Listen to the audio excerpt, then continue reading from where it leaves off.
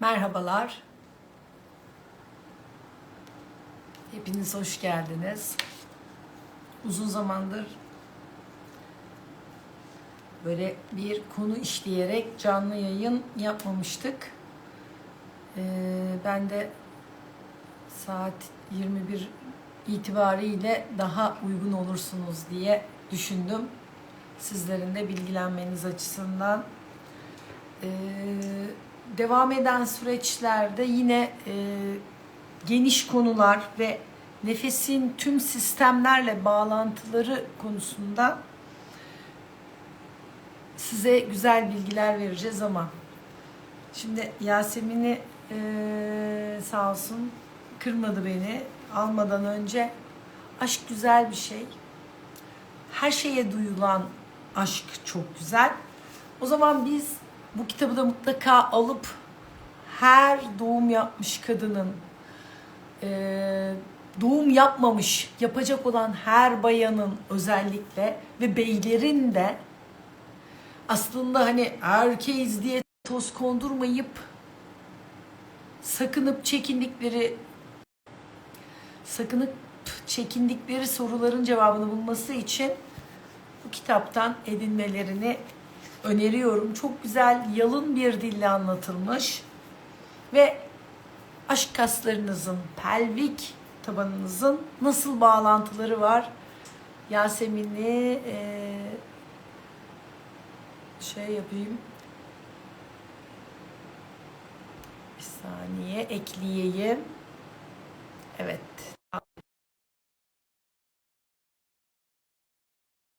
Katılana kadar umuyorum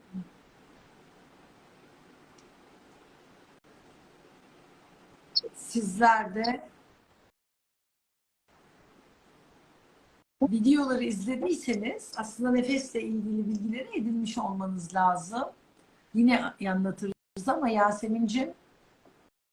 Evet, geldim. Merhaba. Merhaba. Nasılsın? İyiyim Rüya ablacığım, Rüya hocam. İyiyim. Siz nasılsınız? İyi misin Rüya Ben de, ablacığım? ben de iyiyim. Ne Yani güzel aslında şöyle başladı. bir maskeli depresyon hepimizde var ama bir ucundan tutup aşmaya, çözmeye çalışıyoruz o düğümleri içimizdeki. Çünkü hayat devam ediyor. Sergencim sevgiler. Sergen benim de arkadaşım. Evet. Selamlar. Zaten bağlantılarımız oradan böyle diyorum ya tevafuklar birbirini buluyor. Bağlantılar. Şöyle benim kafam herhalde biraz aşağıda. Şimdi istersen Yasemin'cim ben yorum yapmayı kapatıyorum. Sonra sorularınızı almak için açacağım. Kendini bir bize tanıtır mısın? Takip eden kişilerden bilmeyenler olabilir. Tabii ki. Sen de çok güzel girdin Rüya abla benim kitabımla. Ben 2004 Hacettepe mezunuyum. Fizyoterapist olarak başladığım yolda 2015 yılında Fransa'ya yerleştim. Ve aslında benim pelvik tabanlı karşılaşmam Fransa'da başladı. Orada 2 doğum yaptım. Doğumların Türkiye'de çok daha farklı olması orada. Yani orada daha doğala yakın olması, daha bizim tabirimizle köy usulüne yakın olması ki özel Fransız bir doktorun muayenehanesini tercih ettim. Devletten imkanım olduğu halde hani Türkiye'den gittik ya öyle isteriz. Kadın doğum doktoru her ay beni görsün, ultrasonuna baksın her ay gibi düşünürüz. Ama ben özel bir Fransız kadın doğum doktoruna her ay gittiğim halde her ay ultrasona girmediğimi gördüm. Ve 3 ay sadece 3 kez ultrasona girdim. Doğumun benim bir tercihim olmadığını, hamile kaldıysam doğumun benim son anına kadar herhangi bir sorun yoksa normal doğumla devam edeceğini. Dolayısıyla yersiz bir korku gerek taşımıyorum. Çünkü sonuç belli, değil mi? Evet. Dolayısıyla bu serüvenle birlikte ben ikinci doğumumdan sonra bir pelvik taban disfonksiyonu yaşadım ve Fransız'da ülkede orada sigortalar devlet karşılıyor pelvik taban rehabilitasyonunuzu 10 seans. Ve aldığım pelvik taban rehabilitasyonu tedavisinde farklı farkındalıklar oluştu. Fizyoterapiyle birleştirdim. Türkiye'ye döndüm. Sonra tekrar Fransa'ya geldim. Orada çok ünlü bir pelvik terapistten eğitim aldım. Türkiye 2015 yılında geldiğimde iki çocuğumla dedim ki Türkiye'de pelvik taban yapmalıyım. O dönemlerde çok bilinmiyordu. Çok mücadeleler verdik. Ama şimdi çok güzel bir yere geldik. Benim ilk yani özel hastanede pelvik taban ünitesini açan kişiyim ben aslında. Türkiye'de bu bir ilk. Özel hastanede pelvik taban bölümü açtım. Şimdi artık bizden kurs alan fizyoterapist arkadaşlar başka özel hastanelerde bölümler açıyorlar. Bizden kurs alanlar başka şehirlerde pelvik taban tedavileri yapıyor. Pelvik taban rehabilitasyonu artık farkındalığı gelişti ve ben pelvik taban sağlığı kliniğim var. Sadece pelvik taban hastalıklarına da rehabilitasyon Hı yapıyorum. hı. Çok farklı alanlarda. Ve ben bu kitabı 2 yıl önce aslında bitiriyordum ama her şeyin bir zamanı varmış. Aşk kasları. Şimdi biz pelvik taban kasları literatürde de zaman zaman aşk kasları deriz. Ve hatta Fransa'da pelvik taban tedavilerinde şöyle denir. Eğer idrar kaçırma problemi olan ya da bir organ sarkması problemi olan bir kadın pelvik taban tedavisi aldığında bunun en güzel getirisinin cinsel hayatına olacağı söylenir. Çünkü o kaslar sağlıklı çalışırsa cinsel hayatta daha sağlıklı olur. Dolayısıyla ben bu kitapta tabii ki tuvalet biraz sonra konuşuruz. Mesane, bağırsak alışkanlıkları, günlük yaşamda yaptığımız yanlışlar, modern hayatın bizden getirdikleriyle beraber ama daha çok götürdükleri gibi Aynen. e, konulardan bahsettim ama kitabımın ismine aşk kasları koydum. Çünkü bu kaslar çok önemli ve bir farkındalık. Yani pelvik taban farkındalığı kadın, erkek, senin başlarken söylediğin gibi özellikle doğum yapan kadınlarda ama kadın erkek özellikle ergenlerde çünkü daha olay başlamadan, hamile kalmadan, doğum yapmadan bu kasları nasıl koruyabilirim? Ben bahsetmeye Yani çalıştım. aslında hem kendininki için hem de ailendeki bireyler için karşındaki kişinin mutluluğuyla direkt bağlantılı. Tuvalet alışkanlığı eğer kabızsa bir insanın vücudu detoksifikasyon yapmadığı için bütün biyokimyasal artıkları az önce de bütüncül tıp okulunda detoks sistemleri oturumu vardı. Oradan hani çıkınca bütün atık maddeler aslında kabızlık çağımızın en korkunç ve en saklanan, tespit edilmeyen, farkına varılmayan hastalığı. Ve yani hem idrar yapmak hem büyük tuvaletimizi yapmak pelvik gümrükte desem yeridir. Yani gümrük denetliyor ve geliş geçişi neyin alınıp neyin bırakılacağını belirliyor. Denetliyor ama şöyle bir durum var. Yani Yüce Yaradan bize çıkış kontrolü vermiş. Bunu neden? Çünkü sosyal ortamlarda belli bir zaman kazanabilmek için, tuvaleti bulabilmek Hı için hı. değil mi? Bir zaman ama Evet. bunu yanlış kullanıyoruz. Şimdi bana genellikle bunu söylüyorlar ve bunu ben Türkiye'de çok daha fazla görüyorum. Yani ben dışarıda tuvalete girmemeye çalışıyorum. Pis. Bu algı çok yanlış. Siz karaciğerinize, safranıza, akciğerinize çalışma diyor musunuz? Demiyorsunuz, diyemezsiniz. Ama size kontrolü verilen bu sfinkterler, o kitapta bahsettiğim kontrolü verilen bu organlara, mesane ve bağırsak size bir refleksle uyarıyor. Neden saygı göstermiyorsunuz? Neden gitmiyorsunuz? Tuvaleti beğenmeme, temiz bulmama gibi bir lüksümüz yok. Çünkü ben klinikte bununla ilgili nörojen mesane, Hı nörojen hı. bağırsak, yani mesane bağırsak kaslarının çalışmasında problem yani pelvik Hı taban hı. kaslarında mesane kasının çalışma problemi ve refleksleri uymadığı için bir süre sonra artık idrar hissini hissetmeme, dışkı hissini hissetmeme gibi Tabii, tabii, daha ciddi tabii, tabii, problemlerle tabii, sırf tabii. bu yüzden karşılaşıyorum. Hı hı. Yani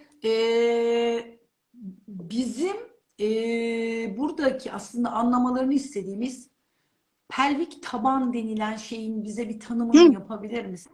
Biz takip edenlerin at, nereyi doğru. kastettiğimizi, nerelerle bağlantısına geçmeden önce. hani biz biliyoruz ve bizim için çok hani anlaşılır geliyor ama bazen takipçilerimden neresi pelvis?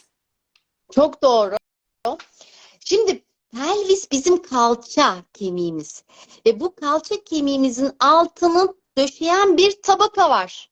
Evet, kalça kemiğimiz, pelvis kemiğimiz. Onun altında iki bacak, yani bacaklarımız var. Hı hı. Bizim pelvis kemiğimiz aslında biraz Türkiye'de de bazı kelimelerin hani vücudumuzdaki Hı hı. ana Latince kelimeleri aslında yerleştirmemiz ve bilmemiz gerekiyor. Ben bunu Evet. Fransa'da gördüm. Genelde hani femur, pelvis, bu ana kemikleri biliyor insanlar ve bildikleri için bu literatür daha kolay hazmediyorlar. Ah, çok güzel, çok teşekkürler. Buradaki bu pelvis kemiğinin altını döşeyen bir tabaka kas grubu var. Ve bu kas grubu üstünde neyi taşıyor? Kadınlarda mesane, rahim ve bağırsakları, erkeklerde mesane, prostat ve bağırsakları taşıyor üstünde. Ve hamak, evet biz diyoruz ki bizim hamamımız.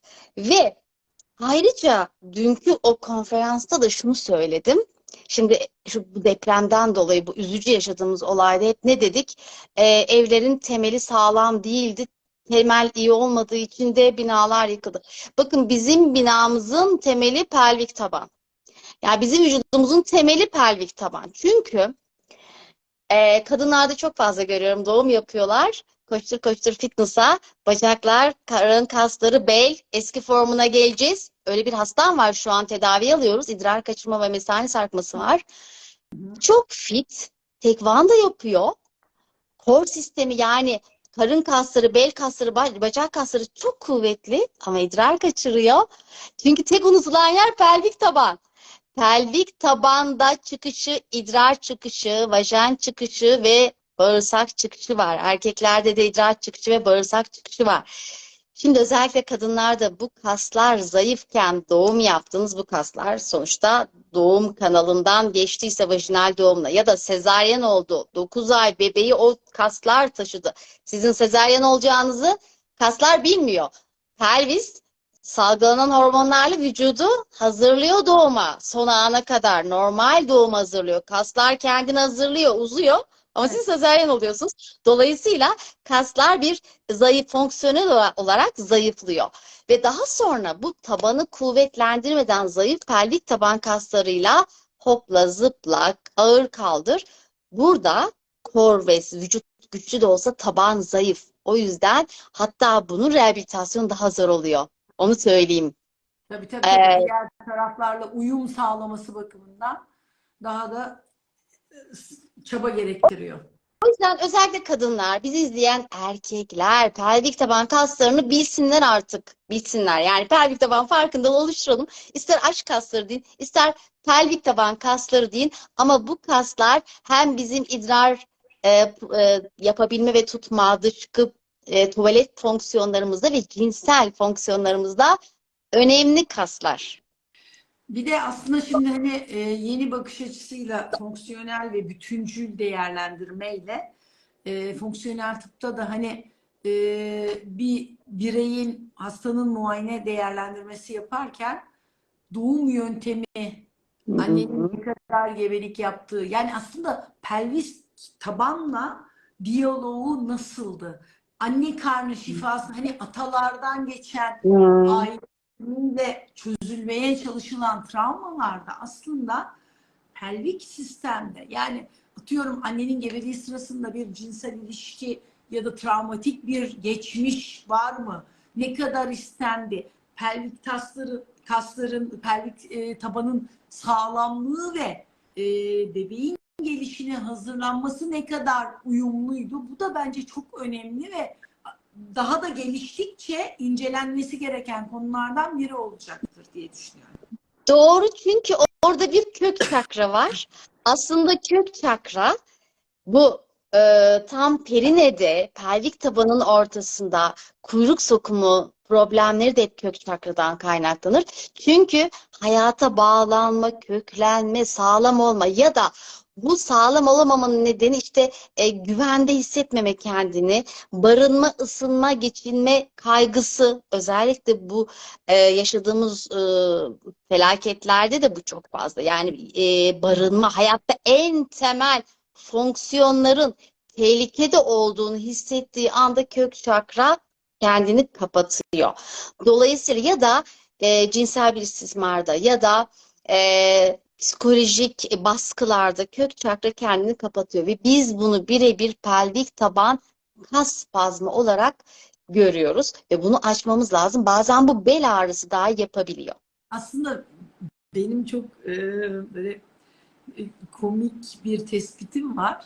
Hani bizim başımız, zihnimiz akıllı. Arkadaşlarımızı seçiyoruz. İşte ben atıyorum Yasemin'e hani hoşlanmıyor olsam da işte falan diyorsun ya. Aslında en dürüst kısım pelvik tabanımız. Doğru, En çok güzel. en hükümdar olan, hani hep derim ya, e, hadi ben çalışmıyorum deserek, hani biz insanlar böyle egolarımızla hayır sen önemlisin ben önemliyim yapıyoruz, işte akciğer önemli, bağırsaklar önemli, yok yok, nörolog arkadaşlar diyor beyin önemli, rektum dediğinde boşaltmıyorum. Yani ben, Bitiyor. korkunç bir şey ve dostu düşmanı daha iyi tanıyor, biliyor musun? Yani bağırsaklar stres anında, ben ne zaman acilde nöbetçi olduğumda, yoğun dahiliye polikliniğinde çalıştığımda hemen hemoroid çıkar. Yani hemoroidal venler şişkinlik halini alır ve pelvik taban böyle bir distoniye gider, böyle uyumsuz kasılma, böyle bir tuvalet alışkanlığı bozulur. O yüzden bedenimizin dilini aslında dinlemenin baş şartı pelvik tabanımızı fark edip onu kontrol etmekten geçiyor bence. Kesinlikle, zaten bize özellikle bağırsak disfonksiyonuyla gelen hastalarda ilk hikaye alırken bakışından, duruşundan o stresli yapıyı hissederiz. Ve bir kısmı gerçekten ben zaman zaman söylüyorum, yoga, meditasyon gibi gevşeme tekniklerini biraz sonra bahsedeceğiz. En temel vücudumuzu gevşeten diyaframdan, neden biz pelvik tabanı gevşetmek için hep diyafram kullanıyoruz ve ben her hastama trifle önerip her hastama Rüya Hoca'yı takip ediyorsunuz diye her gün böyle onlara yazıyorum, hatta Acar Rüya, Rüya Acar ol diye takip edeceksiniz, videoları inceleyeceksiniz. Mesela bana şunu diyorlar, Rüya abla diyor ki, evet o toplardan var işte, kayınvalidem veya kayınpederim ameliyat olmuştuk. Diyorum ki kullanacaksınız. Nasıl yani, niye ben kullanacaksınız? Yani siz normal insan olarak Triflo kullanacaksınız. Zaten ben ben senin kadar başarılı değilim Rüya abla, ben hiç göstermeyeyim. Şimdi bu bantlı olan triflo, üçüncü top biraz daha zor kalkan triflo ve aşağıda diğer triflolarla çalıştığımda bununla bu öteki masada kalmış, uzun süreden beri çalışmamıştım ve hani iyi rezervdeyim diye düşünürken şimdi kaldıramadım üçüncü topu. Ben de Ben tamamen sonra boşaltıp yaptığımı tam çalıştırıp da hani iyice rezervi tam kullanmadan bunun üçüncü topu havalanmıyor. Ve zaten direkt diyafram kasının üzerinde bir performans, vakum geliştirdiği için, ki vakum sende de biliyorsun, kitapta okudum. Çok önemli. O vakum sistemi aslında kabızlık ve yanlış ıkınma inanılmaz. Yani şu trifiloyu çalışmaktan çok çok tehlikeli bir şey yanlış ıkınma. Prolapsusları evet, için, diyaframı kesinlikle. bozmakta. Yani o yüzden bu aslında çok güzel bir yola sokan, diyaframı terbiye eden bir materyal. Hani böyle çok büyük anlamlar yükleyip de şey yapmak önemli değil. Bu bir tuğla, bu bir ilmek, bu bir tohum. Bahçemizin canlı ve ürün verir olmasını istiyoruz ama ekmeğe kaç kere yapacağız? Yani sen gün içinde ne kadar meşgulsün, ne kadar yoğunsun bunu bilemiyorum ki. Kendine ne kadar vakit ayırıyorsun değil mi? Evet, kendimize gün içerisinde ne kadar vakit ayırıyoruz acaba? Ben bir gün çok hırslandım. Akşam böyle çalıştım ve çok da oturarak çalışmıştım. Ertesi gün iş yerindeyim. Buralarım ağrıyor. Ben şimdi bunu özellikle söylemek istiyorum ki izleyen dinleyen için takipçim. Interkostal kaslarım ağrıyor. Önce anlayamadım. Göğüs kaslarım niye ağrıyor? Ne oldu bana? Allah Allah falan derken düşündüm. Ya biraz fazla zorladım. O yüzden hastaya diyorum ki ne olur. Üçüncü topu değil. Her çalışmanın size tekrar sayısı zaten yeterli. Ama çok fazla ben şu an rüyaca kadar kaldıramıyorum mesela. Ama her yaptığım bir idman, bir egzersiz Aynen. akciğerlerime. Yani kaç kulaç yüzeceksiniz, kaç pedal bisiklet çevireceksiniz, kaç raket tenis vuracaksınız, hani duvara oynuyorsanız, potaya kaç top atacaksınız, kaç maç yapacaksınız, bunu bilemeyiz. Evet. O yüzden bu bir materyal ve akciğer sizin her bir kas lifinizin etkin çalışması önemli ve bunu yaşamda ne kadar uyguladınız? Mesela ben Yasemin'le canlı yayınımızdan önce kitabını hafta sonu okumaya başlayınca biliyor olmama rağmen pelvik taban sağlığının, ben hatta Kegel egzersizine diyorum, memur işemesi diyorum. Taksit tuvalette büyük küçük tuvaleti yapmayı hani taksitlendirmeden Evet. dolayı İşte tarihte. tuvalette önermiyoruz. İdrar, evet. Bak mesela yanlış bildiğim bir şey. O çok eskiden Ee, öyleydi. Onu konuşuruz biraz sonra yine. Ondan sonra yaşama ne kadar uyguladığımız, bugün işte şimdi yemeğe gitmezden önce arkadaşa dedim, işte kitabın çok ilgisini çekti okuyunca. Dedim bak dedim, biz de dedim yapacağımız işlerden, vizitten, hastalarımıza baktıktan sonra arada odanın içinde birazcık çömelelim dedim. Hani bir 5 dakikacık mesainin içinde, hani bir nefes alma molamız içinde. Güldük de bize bile değişik geldi ki aslında her kasın işte başlangıcını, bitişini, sinirini, çalışmasını biliyor ve güçlendirmemiz gerektiğini idrakinde olmamıza rağmen o çömelme hareketini rutine ekleme çok önemli. Tuvalette gündelik koşturmalardan dışkılamayı tamamlayacak kadar miktarda oturmak da çok önemli. Hani onları zamanlama olarak planlamayı ve nasıl yapacağımızı bize bir sen anlatacaksın, bekliyoruz. Seve seve anlatırım. Kitabımda da bahsettim. Bu modern yaşam, özellikle Fransa'da şu söylenir. Pelvik taban problemleri modern toplum problemleridir. Yani Asya'da, Afrika'da yer tuvaleti kullanan, yerde yemek pişiren kadın, yere oturan, yerde yemek yiyen toplumlar sürekli yerde çömeliyorlar, bağdaş kuruyorlar ve bu insanlarda organ sarkması, bu insanlarda idrar kaçırma, kabızlık problemleri çok çok çok daha az görülüyor. Biz hep oturuyoruz, akşama kadar ayaktayız, eve geliyoruz, yatıyoruz. Bacaklarımız hep kapalı. Ne zaman çömeliyoruz? Diyorum ki bir tek yere bir şey düşürdüğünüz zaman çömeliyorsunuz. Kalkarken de ay ay ay diyoruz çünkü dizlerden kalkamıyoruz. Çünkü alışmadı yere eğilmeye, değil mi? O yüzden o kadar önemli ki şu dip squat dediğimiz tam çömelme yer tuvaleti pozisyonunda artık egzersiz yapmamız gerekiyor. Yani ben diyorum ki atalarımızın eskiden yaptığı hareketi biz şimdi egzersiz olarak veriyoruz. Yani onların günlük yaptığı hareketi biz egzersiz olarak veriyoruz. Evet. Bir o egzersiz önemli. Bir de happy baby dediğimiz mutlu bebek kabız kaldığında ya da karnı yani dışkılayamadığında bebek ne yapar? İki bacağını karnına doğru çeker, böyle salınır değil mi? O da Evet. mutlu bebek pozisyonudur. İkisi de pelvik tabanı gevşetir ama sadece o yetmez. Nefes. Orada diyafram nefesi.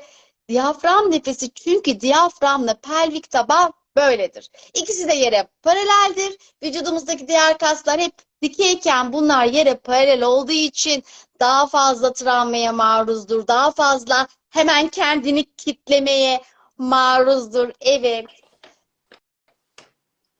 Bak senin de sayende herkes diyaframı, trifloyu, ne kadar güzel şeyler yapıyorsun Rüya abla. Böyle bazen seni görüyorum. Böyle hırsla, hevesle insanlar sağlıklı nefes alsınlar. Ve çünkü Akciğeri unutuyorlar. Bak kol bacak hareket ediyor akciğer. yüzeysel ve stres solunumu. Benim kliniğime gelen %5, %3 kişi doğru solunum yapıyordur. Geri kalanın hepsi stres nefesi yapıyor ve biz tekrar diyafram nefesini oluşturuyoruz. Şimdi diyafram ve pelvik taban böyle dedik. Nefes alırken ikisi aşağı iniyor, nefes verirken yukarı. Ben pelvik taban ve diyafram dansı diyorum. Bu şekilde ve Kesinlikle. diyafram piston görevi görüyor. Eğer pelvik taban tıkalıysa, işte kabızsa kişi, ağrıları varsa biz diyaframı çalışarak piston gibi ne yapıyoruz? Burayı Tekrardan hareketlendiriyoruz. tıkanmış lavaboyu açmak gibi. Vücut hastamam dedim. Tıkanmış lavaboyu nasıl açarsınız? O pistonla Evet. değil mi? Aynen. Biz bunu diyaframda sağlıyoruz. Bu şekilde dans etmesini sağlıyoruz ki pelvik tabanı biraz rahatlatalım. Hatta öyle ki mesela ben orada doğum kısmında anlatıyorum Hı kitapta. hı. Evet. Kadın mesela doğum anında bağırır istemsiz olarak. Çünkü buradaki sfinkterini açar, rahim ağzı açılır. Biz de dışkılama sırasında insanlar tıkındıkları zaman bal salvayla burayı tıkıyorlar. Sfinkter kapanıyor dışkılamada. Evet. Makat kapanıyor. Kapanmış makata tıkınma yaptıkları zaman işte Evet. sarkmalar, fıtıklar Nasıl oluyor. O yüzden de uygulayacaklarını bir tarif eder misin? Önce güçlü nefeslerini. Hı hı. diyafram nefesini öğrenecekler. Sen sürekli bahsediyorsun. Yani triflo çalışmak, bir de Hı hı. aynı Yapmak. zamanda diyafram nefesi, bir elini göğüslerine, bir ellerini karınlarına koysunlar. Burundan nefes alıp karnı şişirirken şu göğüs hep hareket edecektir. Yanlış, göğüs hareket ettirmeyelim diyoruz. Göğüs nefesi, apikan nefesi yapmayalım. Hava göğüsten buradan direkt geçsin. Karnımızı şişirsin. Alt kaburgalarla birlikte karnımızı şişirsin. Sonra tekrar burundan nefes verirken karnımız iniyor. Yani sadece karnımızdaki elimiz hareket ediyor. Peki bunu yaparken, karın şişerken pelvik tabanı hissedin. Önce düşünün ne yapıyor? Karın İttiriyor. şişerken pelvik tabanı gevşek bırakın. Aşağı doğru insin. Rahat bırakın. Önce bir dinleyin ne yapıyor? Aşağı doğru bırakın. Sonra nefes verirken bırakın kendisi yavaşça Şunu toplasın. getirseydim. Ne o? Lavabo açıcı getirseydim. Güzel bir Yani örnek oradaki aslında. gibi kesinlikle ilerletmesi çok önemli. Yani kabızlıkta bağırsak karaciğer detoks sistemlerinde bağırsağın çalışmasında, portal sistemin aktive olmasında, bağırsakların kan dolaşımı, portal sistemi bilmeyenler için söyleyeyim, muazzam etkileri var. Zaten etkin yaptıklarında tıkır tıkır tıkır tıkır bağırsak seslerini kendileri de duymaya başlayacaklar. Gaz Evet, çıkış isteğini ve ihtiyacını hissedecekler. Bu çok, yani diyaframı etkin çalıştırıp çalıştırmadığı konusunda çok net bir böyle şey, hani elektrik var mı yok mu diye kontrol kalemiyle test edersiniz ya prizi. Aslında bağırsaklarımızın aktive olup olmadığı diyaframı ne kadar çalıştırdığımızla alakalı. kesinlikle. Geçen bir eczacı arkadaşımla bu konuyu konuşuyoruz. Ya ben diyor pelvik tabanımda hissedemediğimi, oraya kadar nefes almadığımı fark ettim. Yani 3 yıldır aslında trifloyu biliyor, çalışıyor, yoga yapıyor. İşte biz burada amacımız diyafram nefesini yaptık, karnı şişirdik nefes alırken. Lütfen pelvik tabana kadar hissedin. Pelvik tabanın yani idrar çıkışı, vajen kadınlarda ve bağırsak çıkışı makatın aşağı doğru indiğini hissedin diyaframla. Çünkü nefes alınca diyafram aşağı iner arkadaşlar. Daha sonra bunu dışkılama sırasında, ıkınma sırasında karın şişmişken boşaltımı sağlayın. Çünkü siz karnı çiğ çektiğinizde pelvik taban toplayacaktır. Yani şu şekildeyken Nefes aldı, diye karnı şişirdi. ıkındığınızda basıncı arttırıp sıkıntı yaratıyorsunuz. Yani benim polikliniğe gelen hastalarda da poliklinik yaptığım dönemde en çok yaşadığım, ben alamıyorum. Şimdi göğüs kafesini tam kalkmasın dememiz de aslında biraz stres yaratıyor. Hafif kalkma bakarken oluyor. Çünkü orta lobde üst lobun bir kısmına hava gittiği için hafif kalkıyor. O kalkınca karnımı şişiremedim diye bir panik yapma durumu oluyor. Aslında ben hemen o durumda burundan alıp, yine burundan vermeyi çok önemsiyorum Hı biliyorsun. Burundan hı. alıp şunu şöyle yapmayı, elleri yani şu şekilde koyup piston görevini net hissetmelerini çok istiyorum. Ama ben şunu gördüm. Özellikle kadın hastalarımda Evet. göbekte varsa, yağlı bir karın varsa bugüne kadar karnını hiç içeri çekmemiş. Hep gevşek bırakmış. Şimdi ben nefes al, nefes ver derken karnını içeri çekemiyor. O refleksif olarak kası aktive edemiyor. Hadi diyorum göbek dansı yapalım. Dansöz gibi karnı içeri, Aynen. göbeği içeri. Ah, bunu da yapamıyor. Bugüne kadar hiç oynamamışsınız diyorum. Hadi dansöz gibi göbek Çok atacağız diyor. güzel. Göbek atıyoruz. Mantıklı ve Gerçekten eğlenceli bir yaklaşım.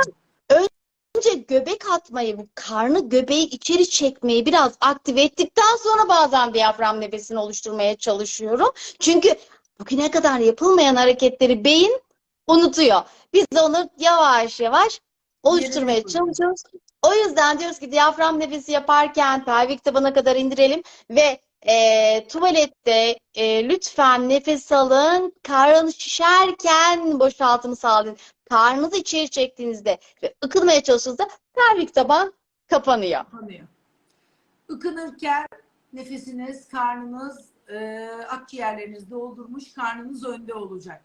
Peki Kegel egzersizi nedir? Bize hem tarif et hem de nerede ne şekilde yapacağımızı. Çünkü bilsek bile, okusak bile uygulamakta aslında çok başarılı olmak biraz hissetmek zor oluyor. Aslında Kegel egzersizi o yüzden tarifle çok önermiyoruz. Neden? Şimdi bunların hepsini Hı hı. anlatacağım. Çünkü bana öyle hastalar geliyor ki günde 100 tane 200 tane Kegel yap dediler. Yaptım ama sorunum geçmedi. Bana geliyor, ben pelvik tabanı internal değerlendirerek Kegel yaptığımda aslında yaptığı hiç Kegel değilmiş. Şimdi Kegel nedir? Kegel. Şimdi pelvik tabanda nedir? Çıkışlar var dedik. İdrar çıkışı, vajen çıkışı ve anüs çıkışı, makat. Şimdi bu Bağırsakların, kalın delik bağırsak. bağırsak çıkışı. Şimdi bu 3 tane delik kadında, erkekte de 2 delik var. Hı hı. İdrar çıkışı ve bağırsak çıkışı. Şimdi siz bu deliklere konsantre oluyorsunuz ve bu delikleri kapatıyorsunuz. Oradaki Hı hı. kapatmayı sağlayan kaslar var. Sizin beyniniz bu kontrolü yapabiliyor. Tamamen deliklere odaklanıyorsunuz. Delikleri kapatıyorsunuz. Yukarı evet, aynen öyle. Yani idrar deliğini, vajen duvarını ve makat çıkışını, bağırsak çıkışını, makatı kapatıyorsunuz. Yukarı doğru bir asansör gibi karnınıza doğru yukarı içe doğru çekiyorsunuz. Hı hı. Belki biriniz 3. kata kadar çıkarıyor, belki diğeriniz 6. kata kadar çıkarıyor. O tamamen kas fonksiyonu ile alakalı. Yukarı çekebildiğiniz kadar çekip biraz bekliyorsunuz 3-5 saniye. Sonra da yavaşça en başladığınız noktaya kadar indiriyorsunuz. Asansör sıfırdan başladı, 3'e çıktı. Sizde sonra Evet. tekrar sıfıra inmesi lazım. Bazen atlar 1'de bırakıyorlar. Yani tam gevşeyemiyorlar. Evet. Şimdi bu Kegel egzersizi bazen hastada problem var. Aslında Kegel'i yapmaması gerekiyor. Çünkü asansör sıfırda değil. Asansör onun 1'de. Kasılı. Şimdi 1'deki asansörün katını sıfıra indirmeden sık bırak yaptığımız zaman problemli ağrılar artıyor. Dolayısıyla bunu da siz pelvik taban fizyoterapisti değerlendirmeden anlayamazsınız. Şöyle diyorum, strese girmeyelim. Eğer bir probleminiz yoksa Kegel yapabiliriz. Ağrı gibi bir probleminiz varsa, pelvik tabanı gevşetemediğinizi hissediyorsanız Kegel yapmayın. Önce bir pelvik taban terapistine gidin. Ya da pelvik taban gevşeme, biraz önce bahsettiğimiz gibi yere oturma, gevşeme pozisyonları, diyafram nefesiyle önce bir sıfıra indirelim. Önce bir kası gevşetelim. Aynen. Çünkü çok içeride görmediğimiz bir kaslar. Ancak biz içeriden internal, içeriden değerlendirebildiğimiz kaslardır. Biz elimizle, parmağımızla o kasları hissederiz. Dolayısıyla buraya sıkma bırakma hareketlerini biz Kegel diyoruz. Hastalar bunu yaparken kalça kaslarını sıkıyorlar, bacak kaslarını, karın kaslarını sıkıyorlar. Oradaki delikleri sıkan kaslar kuvvetlenmiyor. Ama bunu biz tuvalette uygulamıyoruz. Çünkü tuvalette mesane kasılacak, idrar boşaltımı için kaslar gevşeyecek. Kasları sıkma bırakma hareketi yaptığımız zaman mesane şaşırıyor, idrar boşaltımını durduruyor. O yüzden idrar yolu enfeksiyonları gelişebilir. Yani tuvalette kaslarımız çok gevşek olacak. Tuvalette egzersiz yok. Sadece diyafram nefesiyle pelvik taban açık ve gevşek ve rahat olacak. Eskiden benim mezun olduğum yıllarda da hep tuvalette kegel Evet, egzersizi vardı ama sonra yavaş yavaş az az idrarını yapma şeklinde anlatılırdı.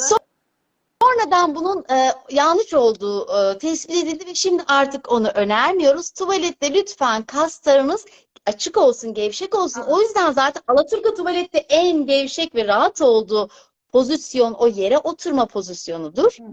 Ve dolayısıyla o yere oturma pozisyonunda pelvik taban kasları tam olarak gevşer. O yüzden siz yer tuvaleti yoksa evinizde veya yerde yemek yapmıyorsanız, yerde oturmuyorsanız, koltukta oturuyorsunuz hepiniz, o zaman yere oturma pozisyonu bir egzersiz olarak, yani atalarımızın yaptığı bu pozisyonu biz egzersiz olarak hayatımıza sokacağız. Aynı senin bugün hastanede dip squat, yere çömelme hareketini harika. Falan dedik pelvik kaslarımızı çalıştırıyoruz. Yani bize de böyle şey oldu, gülme geldi. Dedim yani gülecek bir şey yok. Çünkü gerçekten hani eğer ki spor yaptığım gün işte yoga hareketleriyle, rahatlama hareketleriyle ben ki nefes çalışmalarıyla hani pelvik tabanı da çalıştırmış oluyorum ama özel olarak çömelme ya da egzersiz olarak belli kas gruplarını asla çalıştırmıyoruz. Çok basit ama ben boyun fıtığı olduğum dönemde hani bu izometrik egzersizlerin ya da işte daha önceden yaptığım işte boyun kaslarını çalıştıran egzersizleri ne kadar zamandır yapmadığımı fark ettim. Basit, kolay, hep böyle hatırlatmak için kim yapacak yani bunu 30 kere yap, bunu 50 kere yap tamam da öyle bir koşuyoruz ki bir arkadaşımın tabiriyle başı kesik tavuk gibi ona yetişeceğiz, buna yetişeceğiz. Ne yaptığımız belli olmadan yani sağlık çalışanı işte sen şimdi hastalarına yetişeceğim diye kendini ihmal ediyorsun. Evet. Çocuklar, hastalar, ev, kendimiz için bir şey yapmıyoruz. Hep başkaları, değil mi? Yani günün yarım saatini alıp triplomuzu çalışsak, bir yarım saatinde pelvik bölgemizi. Aslında şunu söylemek istiyorum, şu daha önemli. Sabah kalktık. Pusu hasları hissetmemiz lazım. Yani evinizde köpek, kedi besleyenler vardır bizi izleyenlerden. Şimdi kedi, hani kediler çok uyur ya, uyandıktan sonra ne yapar? Şöyle bir esnerler, değil mi? Gerinir. Tabii gerinir böyle, kollarını, bacağını iyice esnetir. Evet. Hangimiz yapıyoruz? Şimdi ben bunu söylemiştim. Biz pandemide bir ara çok canlı yayınlar yapıyorduk. Bunu bahsetmiştik. Ruhun kasını esnetiyor musunuz pusuası diye. Bu tek bacağı açarak pusuası esneten kişilerde adet döngüleri, adet ağrılarında biraz azalma oluyor ya da adet döngüsü düzene giriyor. Yani bunlar aslında çok önemli şeyler. Neden? Ben kitabımda da söyledim. Oturmak rahim hapishanesi diye. Aynen. Ya özellikle kadınlar biz atalarımız, yani şöyle söyleyeyim, bizim şu anki yaşayış şeklimiz bizim yaratılışımıza uygun değil. Oturuyoruz, yatıyoruz, araba kullanıyoruz. Sürekli oturma şeklinde bizim rahim kasları, özellikle kadınlarda baskı altında. Buradaki dolaşım kısıtlanıyor. Ama normalde yaratılış neydi? Doğada hareket etme, beslenme, avlanma, değil mi? O nedenden dolayı çok inaktif bir hayat bizim bedenimize uygun değil. Lütfen özellikle kadınlardan mesane ve rahim bölgelerinin kan dolaşımının artması için, üreme sağlığı için dahi çok önemli.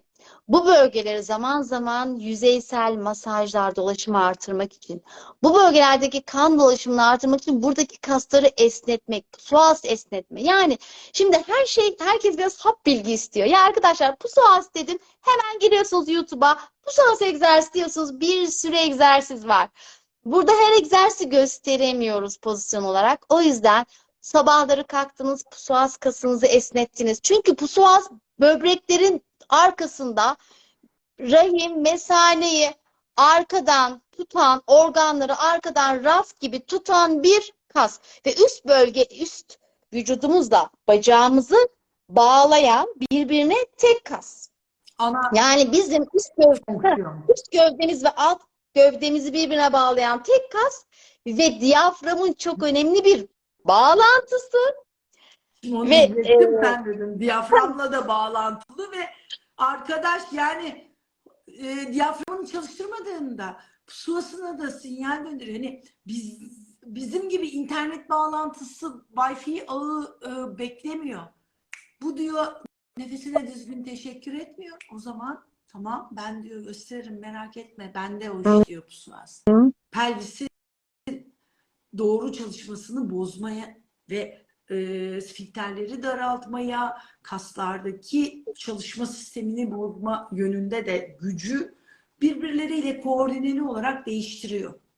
Yani muazzam bir işleyiş. yani pusuası ruhun kası demişler. Çünkü o üst gövdeyle alt gövdeyi bağlayan bir kas ve yaratılışımızda şöyle bir kas. Yani biz bir tehlike anında, yani bir karşıdan bize bir savaş, yani böyle bir atıyorum bir silah tuttu ya da bir şey attığı zaman en çok şu hareketi yaparız, değil mi? Çünkü iç organlarımızı, üreme organlarımızı en çok koruruz. Aynen. Ve bu hareketi yapmamızı sağlayan, yani bükülmemizi sağlayan kas psoas kası. Ama sevgili takipçiler, arkadaşlar, sürekli oturduğunuz zaman psoas kısaldığı için, hep bükülmüş pozisyonda durduğu için size diyor ki sen tehlikede olabilirsin. Tehlikedesin. O zaman stresi artırıyor. Psoas iyice kısalıyor. O yüzden ruhun kası demişler. Ruhun kasını esnetin ki o size bu streste sinyalini vermesin. Hep oturduğunuz için aslında vücut size diyor ki bu sürekli pusulasını kasıyor. Stresten mi vücudunu kapatıyor? Bir şeyle mi karşılaştı? Bir tehlike mi var? Ama ben çok konuştum. Rüya abla fizyoterapistler de katılmıştı. Biraz diyaframdan bahsetsene bize. Yani şey, aslında bu dediğin kısır döngü pek çok mekanizmada var. İşte stres algılıyor, psoas kısalıyor. Psoas kısaldığı için bu sefer de stres artıyor. Stres artınca diyafram çalışmıyor, aktif, tembelleşiyor, kasılmayı unutuyor ve bana işte gelen kişi nasıl olacaktı? Karnını içine çekerek, göğüs kafesini iyice kaldırarak, apex artı orta zonu yaparak, şu şekilde yaparak nefes almaya başlıyor. Alma gayreti içine giriyor. Bu stresi ve sempatik uyarıyı arttırıyor. Çünkü hasta hücresel olarak aslında olayın bütün mekanizmaların tetiğini çeken, yani o silahı ateşleyen hipoksi dediğimiz oksijen düşmesi. Oksijen düşüyor, sempatik sistemi aktive ediyor, kalbin atımını değiştiriyor, damarlardaki akışı değiştiriyor ve her hücrede hani nefesin etkiyle pelvik tabana mekanik olarak verdiği vakum etkisinden öte hücresel düzeyde sempatik aktiviteyi arttırma mekanizması şurada. Hücredeki mitokondri enerji eldesini 2 torba basıncı altındayken tıkır tıkır TCA dönüyor. Ve oksijenin düşmesi, hücre içi oksijen basıncının 1 tora düşmesi durumunda TCA çalışmıyor. Hani bu mitokondri enerji fabrikasıydı ya, bunun içindeki basıncı, oksijen basıncını düşürdüğümüzde aslında Yasemin, ben hani nefes anlatmaya başladığımdan sonraki bu palyatifteki dönemdeki net gözlemim şu. Hani işte Dan Burullo ve bu nefes terapisi kitabındaki işte Wim Hof da dahil tonlarca nefes çalıştıran, Severance'ından işte Budeykos'una kadar tüm nefes anlatan kişilerde atlanan bir şey. Hani 10 al, 3 al, kadim nefeslerde işte Bodhichadana dönüşümlü nefeste de bütün atlanan olay her ana yayılması hipoksinin. Yani oturduk, nefes çalışması yaptık, bitti, gidiyoruz. Biz şu an konuşurken belki 50 cc ile bedeni oksijenlendiriyoruz. Yani beta beyin dalgasına geçip de bir şeylere koordine olduğumuzda, ki modern yaşamın bize getirdiği bu. Ben çok şanslıyım elhamdülillah. Ormanda çıkıp kuşun sesini duymayı unuttuk. Bulutun güzelliğine bakmayı, büyük şehir, metropol yaşantılarını unuttuk. Hani denizin o Mediterranean ormanda gezinmeyi unuttuk. Kısa kısa pazar günü gidiyoruz ama yani senin şimdi şu bardağı doldurman gerekiyorken hafta sonu gittiğin ormanda bu kadar su vermen bedenine, su mecazi anlamda kullanıyorum. Yani oksijenlendirmen ve bütün aslında her hastalık bu düşen oksijenden başlıyor. Hangi sistemde düştüyse yani oksijenimiz zaten fazla, karbondioksit de çok önemli diyen kişiler de biliyorum ama zaten oksijenle karbondioksit bir tahterevalli.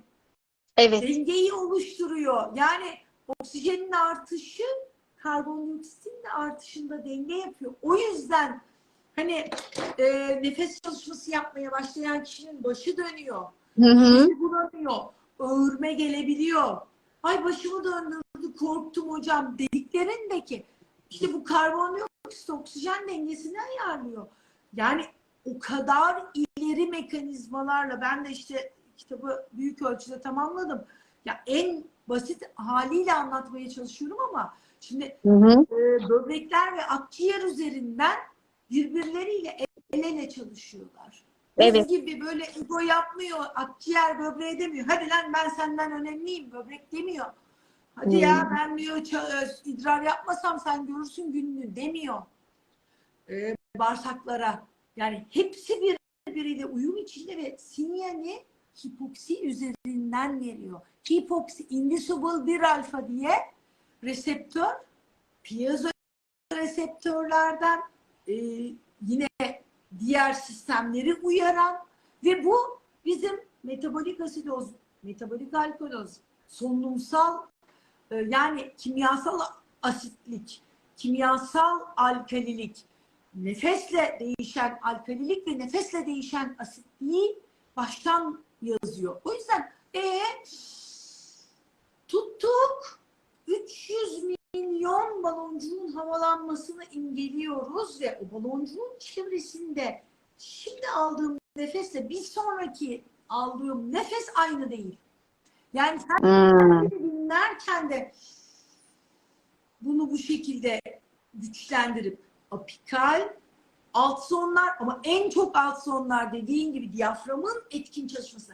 2 yerine 8-10 santime diyaframı çalışmasını çıkaracak olan, şimdi şu kadarcık çalışmayla şöyle çalışma pelvik tabanda da tüm vücutta da, portal sistemde de, karaciğerin detoks sisteminde de, bağırsaklarda da, ki biyokimyasal Şebnem Hoca'yla anlatacağız. Bu bikarbonat tampon sisteminin çalışmasını, bağırsaklarda nasıl çalıştığını. Bunlar çok ayrıntılı biyokimyasal aşamalardan geçen ve bizim aslında sadece pelvik, yani yapabildiğimiz diyaframı çalışsın. Bari bunu yapalım yahu. Evet. Bir de sen mesela alt zonların havalanması için bu yere mesela kanepeden aşağıya secde pozisyonu, yere eğilme aslında o kadar önemli ki biz solunum rehabilitasyonunda hastaları da öyle çalışırdık. Ve şimdi sen normal insanlara bunun çalışmasını söylemen benim için o kadar kıymetli geldi ki Rüya abla. Çünkü biz inanın arkadaşlar normal nefes aldığımızı sanıyoruz. Yani biz güzel akciğerlerimizi çalıştırmıyoruz. O yüzden yüzümüze zaman zaman leke çıkıyor. O yüzden streslenebiliyoruz. Kaslarımız ağrıyabiliyor. Şunun içinde bak şimdi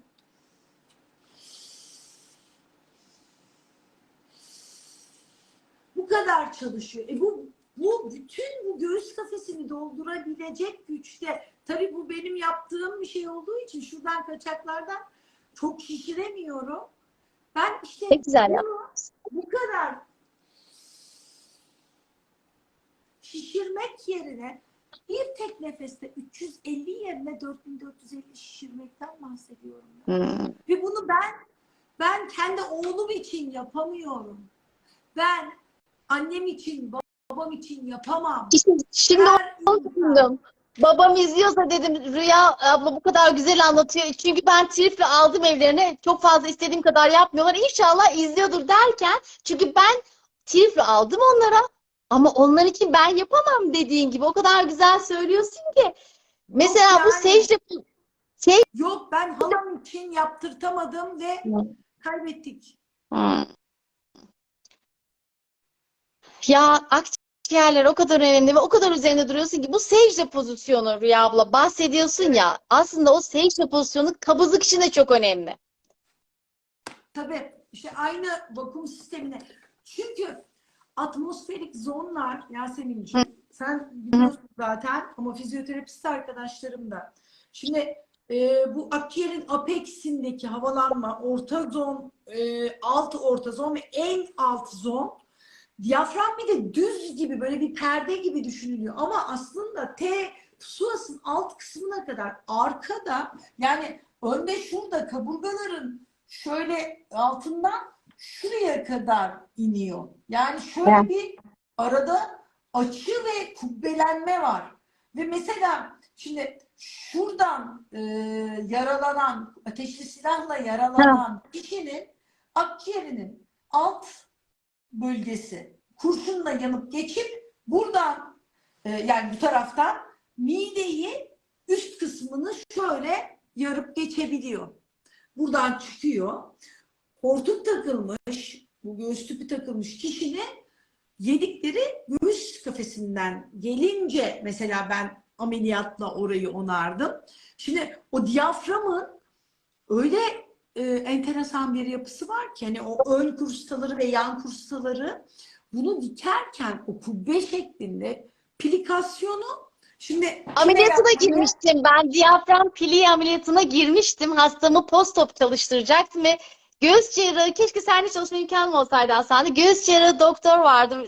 Serdar abiydi. İsmi. Dedim ki ameliyata girebilir miyim? Ben hastayı çalışacağım sonra Triflo'yla. Şu piliye dediğiniz şey nedir? Diyaframı piliyesi de ameliyatına ben de izleyici olarak girmiştim Rüya abla. Evet işte dinliyorum seni kestim. şimdi pile, terzilerin pile yapması gibi nasıl Heh, ki esnedi etek, zayıfladık, hı kol hı. geldi, pile yapıyoruz ya. Evet, Aynı o diyaframı böyle pile yapıp dikiyoruz. Ve ben evet.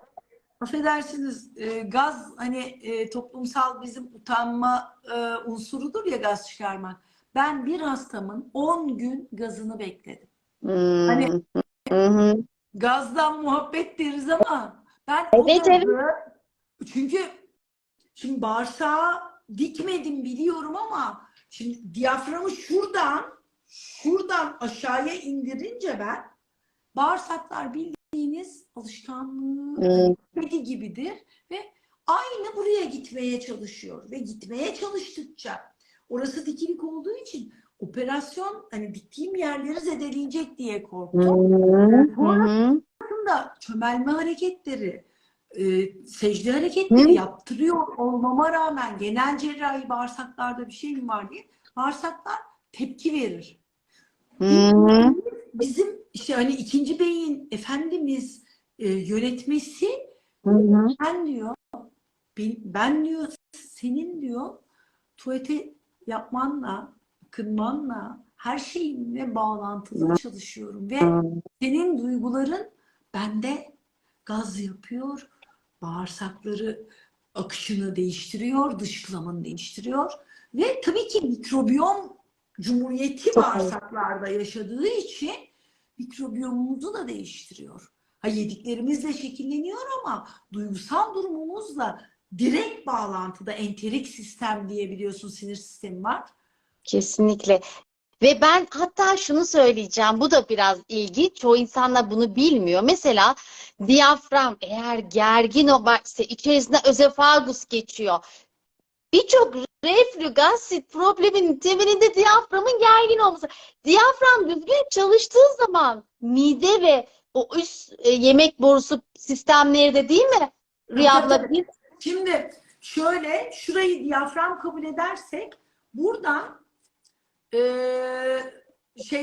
vena cava inferior, aort geçiyor, işte özofagus geçiyor. Bunlar arka arkaya kitabımda resim olarak yanlamasına göstereceğim onları ama şimdi o özofagusun diyaframla bağlantısı yemek borusunun reflü şikayeti çeken fıtıklaşmalarının da mesela işte midemde fıtık var hocam yapabilir miyim diyorlar. Aslında kontrollü doktorunuzla sakin sakin kibar kibar deneyin diyorum ama şimdi şuranın güçlenmesi buradaki fıtığın aşağıya ve normal yerine geçmesine muazzam katkıda bulunur. ama biz de Reflüyü bekliyoruz. çözer. Bir ilaç Efendim? yok mu? Benim reflüme iyi gelecek, gastritime iyi gelecek. Hemen bunu bekliyoruz. Halbuki tutuk bir diyafram var.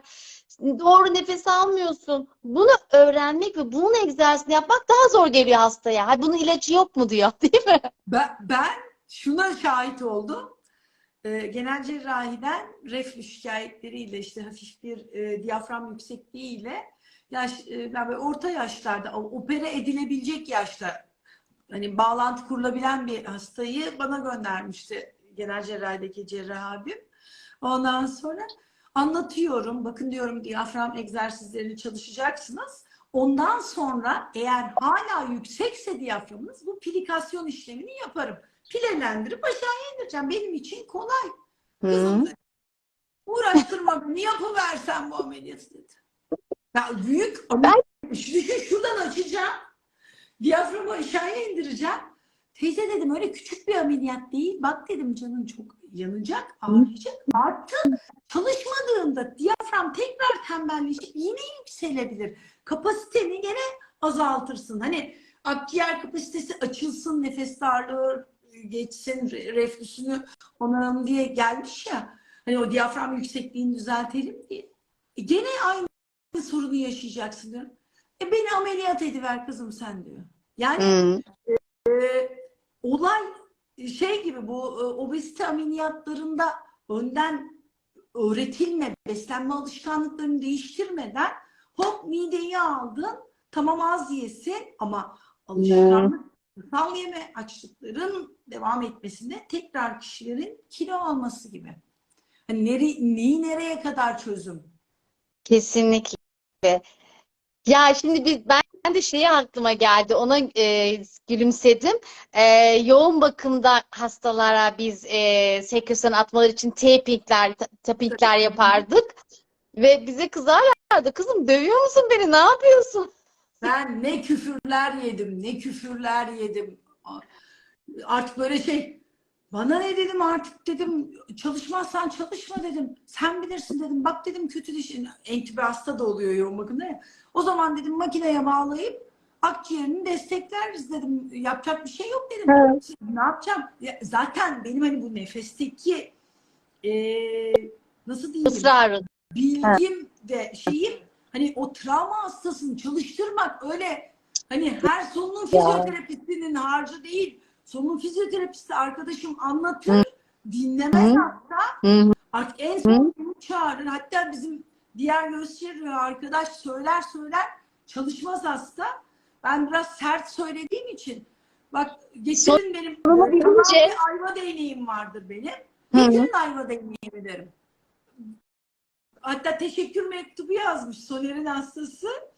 O ayva değnekli doktor hanım hani yatıyordum ben. O gelip fırça attı bana. Bak dedim kötüleşmene tahammül edemem ben seni. Emanet arkadaşım hafta sonu emanet etti hastası. Düzgünce çalışıp kalkıyorsun dedim. Akciğerin açılmazsa ben dedim en Hı. fazla entübe edebilirim seni. Ben çok güzel ameliyat edebilirim. Sen çok güzel fizyoterapik destek olabilirsin. Ama bizi izleyen vatandaşlar kendileri çalışmazlarsa ne olur? Ozon veririz, tedavide etkilidir. İşte Seans yaparız. Evet, yaptığımız kadar. Aromaterapik destekler alırız. Evet, koklarız. Ama şimdi kokuyu Biraz sürdün. nefes, Almadın. oksijen gitmiyorsa. Yok. Yok yani hiçbir şey olmuyor. Ve en çok bilenler çok yanılıyorlar. Hı. En çok bilenler çok yanılıyorlar. Evet, ameliyattan sonra verilen bir adettir ama ameliyat olmayı mı bekliyorsunuz? Evet, Hı. kaburga kırığından sonra ben hafta sonu Hı. icatçıydım. Manavgat'tan, Kaş'tan ve bütün acil doktoru arkadaşlarıma anlattığım şey küçük altın videosunu izlesinler. Hı. Ben o küçük altın videosunu toraks travmalı, kaburgası kırık hastalarım için aslında zaten çektim. Ama ben O çok hortum güzel bir takmışım. video. Tam temel. Hortum takmışım. 88 dakika seni mi izleyecektim diyen hastam oldu benim. Hı. Olur dedi. Sen bilirsin. Yani ben en fazla çok güzel tüp takarım. Şahane ameliyat yaparım. Yaframı çiçek gibi dikerim. Bronşu çiçek gibi dikerim. Ama akciğer senin baloncukların ve senin havalandırman dışında ben ancak entübeyken anestezi teknisyeni Havayı bas. arkadaşlarımdan ver coşkuyu diyorum. Ver coşkuyu. Ya. Basıyor. Ameliyat videosunu paylaşamıyorum ama en iyi anlatan durum da bu. Hı. Bir balon bir balon söndüğünde bunun içinde Yasemin Hı ciğer hı.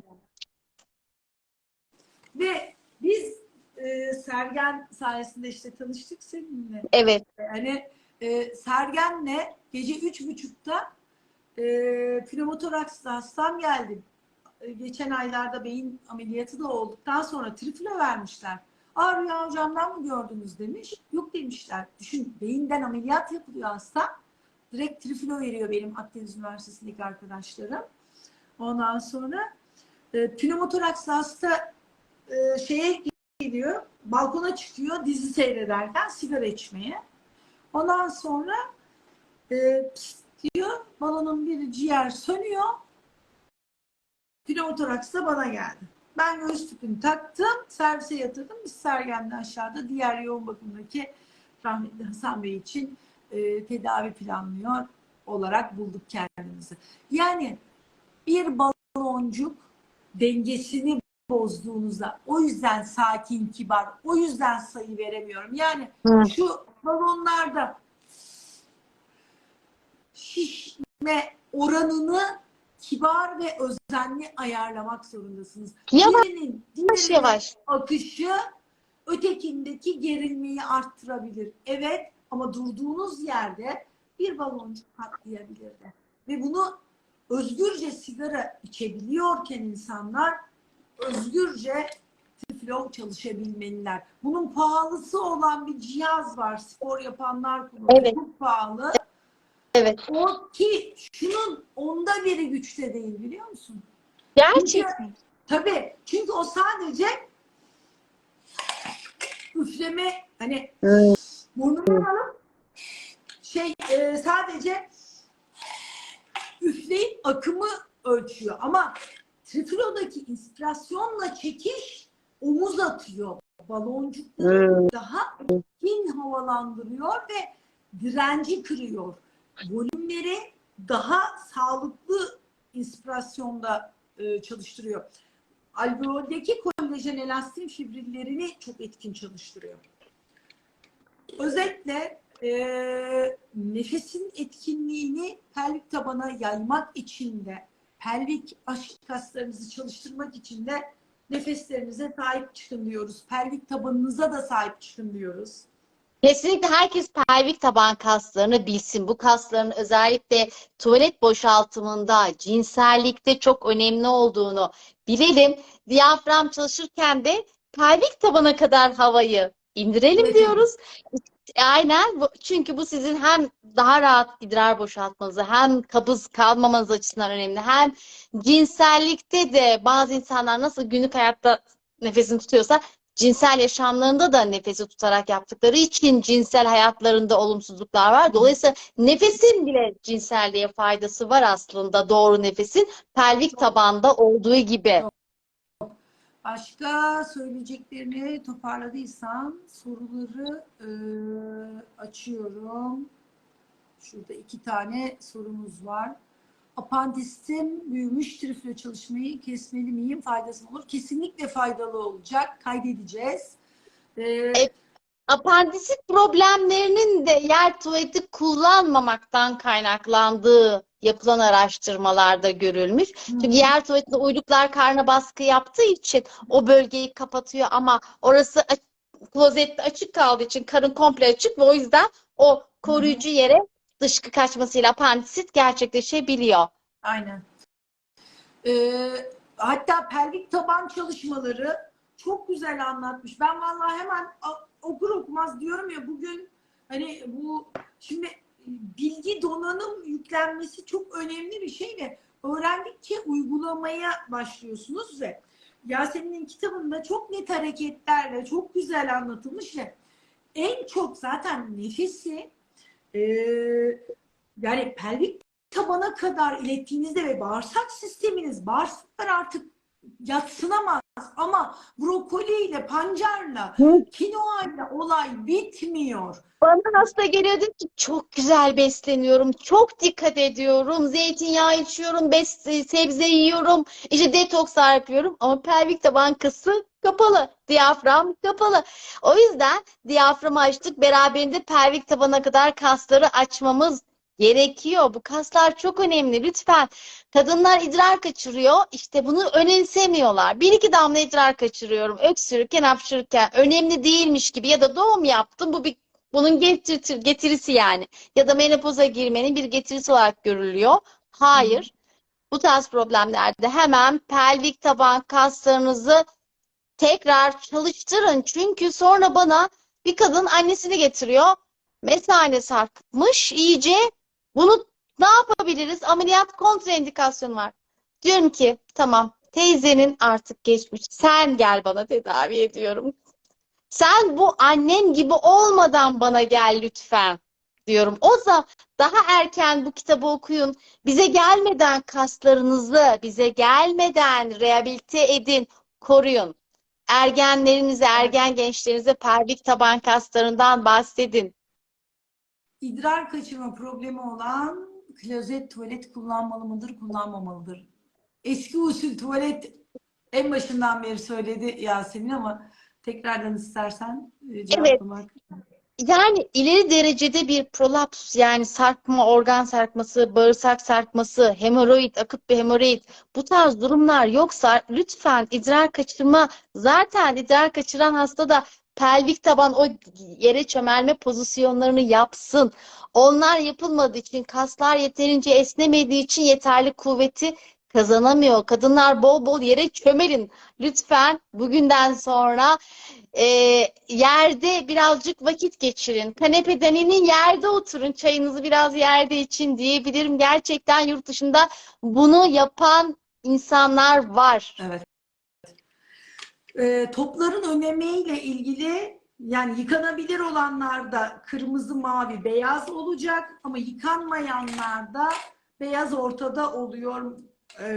Bu cihazlar benim şey değil. Dişleri diş sıkmayla pelvik taban arasındaki bağlantıyı sormuşlar ama o da çok başlı başına bir ayrıntılı. Mehmet Bey'le de inşallah o vejetatif sistem üzerine anlatacağız ve ortodontide videoda da kayıtlı var aslında YouTube videosunda. Evet, biz de bir diş hekimiyle bundan 3 yıl önce bunu konuşmuştuk. Diş sıkma ile pelvik taban arasında çok gizli bağlantılar var aslında. Stresli insanlar hem dişini sıkıyor hem pelvik tabanı. Burada sorularda işte dizlerim ağrıyor yine de, hayır, bakın bugüne kadar yere çömelmemişsiniz. Dolayısıyla dizler kilitlenmiş. Çünkü eski toplumlarda yer tuvaleti vardı bir tek. O kişinin dizleri kireçlenmiyor muydu? Kireçlenmiyordu sizin kadar. Çünkü alışıktı yere. Yani ölene kadar yer tuvaleti yaşlı olsa yer tuvaleti kullanıyordu, mecburdu. Şimdi Aynen. siz onu kullanmadığınız için yere dizleriniz ağrıyorken evet olmaz. Ama ne yapacaksınız? Klozetlere yükselticiler kullanacaksınız. Yükseltici tabure. İnternete girerseniz tuvalet yükselticisi diye Hı hı. tabureler var. Lütfen yer tuvaletiniz yoksa tuvalet tabureleri, yükselticileri kullanın. Sol kaburga kemiği kırık, kemiklerim yan kayması. Küçük altın videosundaki kaburgalarda eğer ki ameliyatlık bir kırık yoksa, ameliyat gerekli demedilerse bu toplarla çalışacaksınız. Çünkü o kaburgalar katmanlar içinde, kırılsa da kanama duruyor. Sonrasında kendi iyileşmesini kendisi yönetiyor o zar, kılıflar, fasyaların içinde. Sol alt lob alınan kişi çalışabildiği kadar hızlı iyileşecek. Tatlı, sakin, kibar, sayı süre veremem. Sayı süre verme şansım yok. İşte şimdi bir kişinin sol alt lobu alınmış. Ötekinin belki pelvik tabanında bir durum var. Skolyozu var. Skolyozda da trifilo ile çalışmak önemli. Skolyozun dahil rahatlamasını sağlar. Yani şimdi mesela üçüncü topu kaldıramıyorum falan filan. Yani hedef odaklı çalışmayın diyorum. Ben de kaldıramıyorum ama Rüyacı'ya bunu sormuyorum. Amacım üçüncü topu kaldırmak da hemen değil. Amacım egzersiz yapmak. Zamanla onu kalkacağını. Çünkü hareket yaptıkça bir şey güçlenecektir. Eğer ben üçüncü topu kaldırıyorsam zaten benim ihtiyacım yok şu an gibi düşüneceğiz aslında, bir şey değil Aynen. mi? Yani yavaş yavaş yaparak sonra kaldırdıktan sonra da onu aslında sürdürebilmek Ya önemli ama her gün aslında biraz daha güçlenmek, örgüyü hani birkaç ilmek daha atmak ve işin acı yanı, babanlara kaydı izlettirirsin diye Hı söylüyorum. hı. Nankör çalışma. Bugün çalıştım, Hmm. evet, ama 10 gün çalışmayayım, zorlanıyorum. Nodülleri de geçiriyor efendim. Ee, Hmm. yani baloncukların patlaması konusunu, pnömotoraks videosunu izleyeceksiniz. Her an hepimizde mümkün zaten.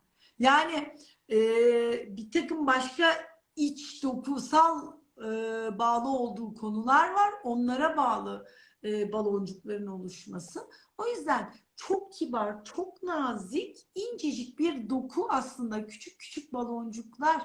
O yüzden baloncuklarınıza iyi bakın, sahip çıkın, doğru havalandırın, düzenli her güne yaymak, her güne. Çünkü gece uyuyoruz. Gece, bak yarın sabah belki sen bile denememişsindir Yasemin bunu. Evet. Gece uyuyorsun ya, sabah uyanıyorsun, tuvalete gidip ihtiyacıyla kalkıyoruz genelde böyle gözümüzü açtığımızda. Evet. Gündelik hani yapmamız işte egzersiz yapacaksak egzersize ayağa kalkıyoruz. Ama yatakta ilk uyanıklığı fark ettiğimizde hiç kıpırdamadan direkt bir diyaframını çalıştır. O Hı. kadar net bir şekilde Hissederek. bunu çalıştığında aşağıya indi diyafram, kırın çıktı. Şuranda ben, bu kadar antrenman yapan ben, şurada yanmayı hissediyorum. Sönmüş oluyor gece. Zaten Hmm. arasında gece akciğerin detoks saati ya, hani Evet. beden organ bağlantısında. Süper. Hmm. Sabah tekrar böyle atelekteziye olmuş oluyor. Bir andaki Hmm. yanmayı hisset, bana yansıyor. Yani Tamam. Mutlaka o kadar deneyeceğim. ilginç ki böyle ben her gün sabah nefesime teşekkür ederken kuvvetli aldığımda ya Rabbim bunu nasıl unutup nasıl fark etmeden zamanlar geçirmişim. Hani düşün, akciğeri kesip dikiyordum ben. Farkında değildim nefesimin. Bir şey daha Her yol nefese çıkınca anlatmak zorunda kaldım. Şimdi o kadar çok insan antidepresan kullanıyor ki aslında panik atan en güzel tedavisi diyafram nefesi. Gerçekten o kadar önemli ki stres aslında. Çünkü aslında nefesle doğduk, nefesle öleceğiz ve hayatın en güzel mucizesi ve biz aslında diyafram nefesi yaparken o arka beyin, bilinçaltı hani konuşuyor ya, sen buna niye bunu demedin? Bunu böyle yapsaydın ya gün içerisinde. Ya of, o sana bunu söyledi, sen de bunu cevap verseydin. Arka beyin konuşuyor. Siz tamam konuşuyor da diyafram nefesi düzenli odaklanarak nefesinizi yaptığınız zaman zamanla onu duymuyorsunuz. O arka beyin susuyor. Ana odaklanmayı yavaş yavaş öğreniyorsunuz ve stresin, panik atan en güzel tedavisi aslında. Ee, Şimdi şöyle, bütün videolarımla ilgili sorular var. Nereden bulabilirim? O konuda da Küçük Altın videosunda anlatıyorum. Yani onu izlemediğinizde çok sayıda soru sorabilirsiniz. Korkacak bir şey yok. Söner diye korktum diyorsunuz. Zaten işte ancak söndüğünde idrak eden hastalardan dolayı ben göğüs cerrahlığı yapıyorum. İnşallah herkesin nefesi şifa olsun. Bize vaka azalsın, ameliyatımız azalsın. Bronşektezi için triflo destekleyici midir, çözümleyici midir? Bronşektezinizin düzeyi belirler Büşra Merve. Bronşektezi videosu ve mekanizmasını anlattım ama bireysel tomografi ve RCT tetkiklerini görmeden, kan değerlerini değerlendirmeden bir şey söylemek destekleyici mi, çözümleyici mi olacağım miktarı, ama kaybolan takipçilerim oldu. Karşılaştığımız, İstanbul'dan gelip kontrole burada randevu alıp muayene ettiklerimden tamamen bronşektesi kaybolan kişiler oldu çalışmayla, Yasemin. Yani bu çok Ne güzel bir güzel. şey. Çok güzel bir şey. Yani sen işte birebir yaşıyorsun. Horlaması geçen 33 Hmm. kişi olmuştu. Çocuklar da yapabilir. Çocukların ameliyattan kurtulanları çok fazla oldu. Aynen, ben de internetten alıyorum. Şu an bir marka ürün belirtemiyorum. Çünkü ben de Evet. denk gelmiş alıyorum. 2M'den aldım en son. Güzel çıktı. Ama hani internetten sipariş verdiğimin 5'inin 5'i de farklı çıktığı da Evet. oluyor. Çocuk Evet. doktorları ile canlı yayınlarımız var. Bronşektezi, pnömotoraks canlı yayınımız var. Pelvik tabanınızla ilgili canlı yayınımız da kaydedilecek. Çok teşekkür ediyorum Yasemin'cim. Ama Ben e, teşekkür ederim. videoyu izlemeye üşenseniz de lütfen, bu kitapta her şey çok hepinizin anlayacağı dille anlatılmış ve görsellerle her aşamasında önemli noktaların üzeri vurgulanarak, yani bütün pozisyonlar gösterilerek, özellikle gebe bayanlar mutlaka ama mutlaka alsın, yeni doğum yapanlar mutlaka okusunlar diye istiyorum. Kitabı Ben online olarak bulabilirler. DNR, BKM, Bambu Kitap Evlerinde ya da Trendyol'da online bulabilirler. Şu an yeni bir kitap olduğu için şu an yayın evlerinde yok ama online temin edebilirler. Herkese şifa olsun pelvik taban kaslarını artık neresi demesinler. Herkes pelvik taban kaslarını, aşk kendi kaslarını yerini bana sahip çıkın diyor. sahip Yani. çıkalım. Nefesimizle birlikte nefesi geçirelim pelvik tabana. Eğer geçmediyse idrar kaçırma sorununuz, Yasemin Hanım'ın kliniğinden danışmanlık alabilirsiniz. Sevgiler sunuyorum. Ay, Sevgiyle, size benden de nefesle sevgiler. kalın. Nefesleriniz şifa olsun efendim. Hoşça Hoşça kalın. Teşekkürler.